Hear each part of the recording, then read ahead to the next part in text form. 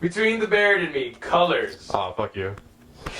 I chose not to have it on my list Why? because although I love the entire piece, didn't really learn anything from it. But how do you feel about it? I could kind of agree with that. I always felt like in their field, especially, it's kind of sad to say that Between the Buried and Me is past their prime. They haven't been around that long. But in their prime, they really were one of the standout groups in their genre. They incorporated that jazz influence.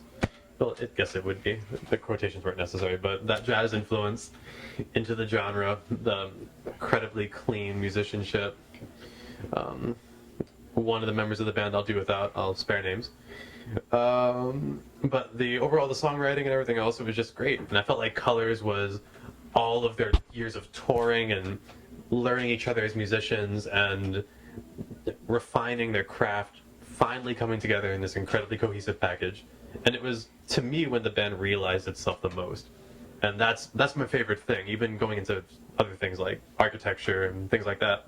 My favorite things always tend to be when I feel like X era or X thing was the most itself, the most finished, and then it had to break down and move into something else.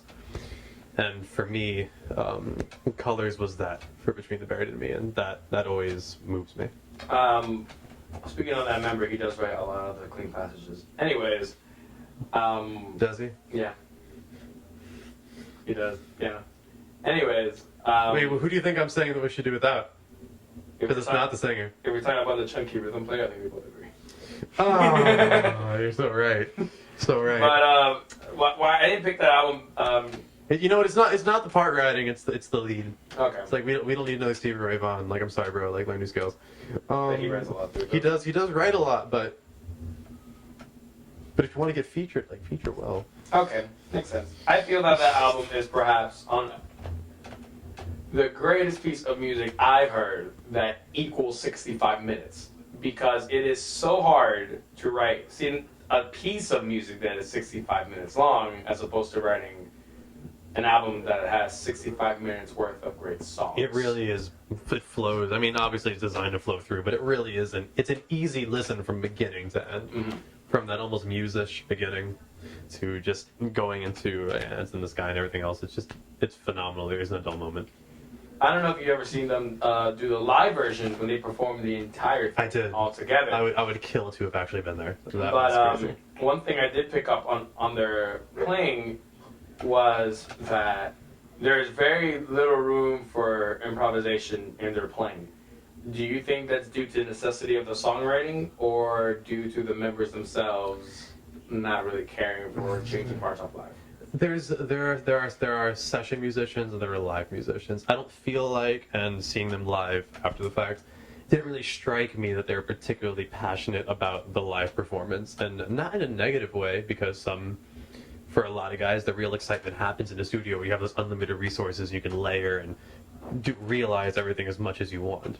I like the word realize, by the way. Yeah. What was I gonna say? I lost my train of thought.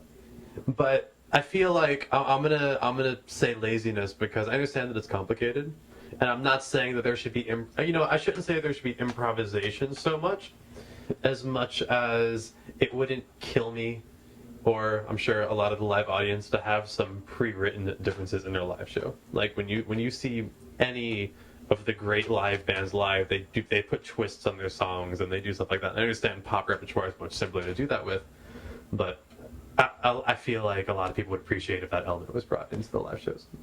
When at one point did you hear the album, did you say to yourself, I can't believe they did that? It definitely wasn't in the beginning because I didn't know enough. I would say that happened. I didn't really appreciate it until I heard some of their stuff after, and not in the. I guess there isn't really a way to say that, not in a bad way, but that kind of forced me to not take it for granted and look back and put everything in perspective. It truly is a magnificent piece of work. One last thing about it. Do you feel that that songs written in that in a way that they do, where it's a lot of parts constructed from different places and just almost seems like they're put together. Do you feel that takes away from it being a band where you're feeding off each other? Because it does feel like a lot of the album is put together as opposed to organically grown. Do you feel I that could, really takes yeah, away it from the does. It creative work? doesn't. Yeah, it definitely doesn't sound like they jammed these parts out and found what felt the best. It seems like I know that my understanding. I mean, I could be wrong. Is that the drummer has very little input in songwriting. He just kind of gets the chord progressions and he writes it. And that's kind of it. Like there isn't a lot of that. I guess we'll call it organicness. And I don't really feel like that takes away. I mean, I'm very open to different viewpoints, and especially in how music is written and performed. So for me, that is absolutely not a negative. Alrighty, we're done.